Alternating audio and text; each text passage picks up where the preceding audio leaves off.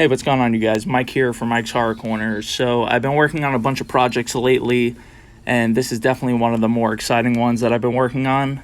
So I figured I'd shoot a quick video for it. I couldn't film the whole process because it would be too long of a video, but I did want to show you a couple of steps before I actually completed the doll. So the head sculpt is by Mike Lawrence, painted by myself. The eyes are by Fourth Seal Studios. I found the wig on Etsy. I did have to cut it, but I think it turned out pretty good.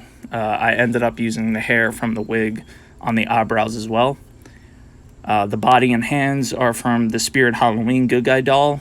The clothing I bought from Garrett Zima.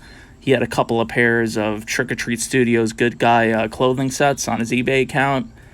The knife I got from Spirit Halloween this year, and the shoes are from my Good Guy doll I have from Tots. And that's about it.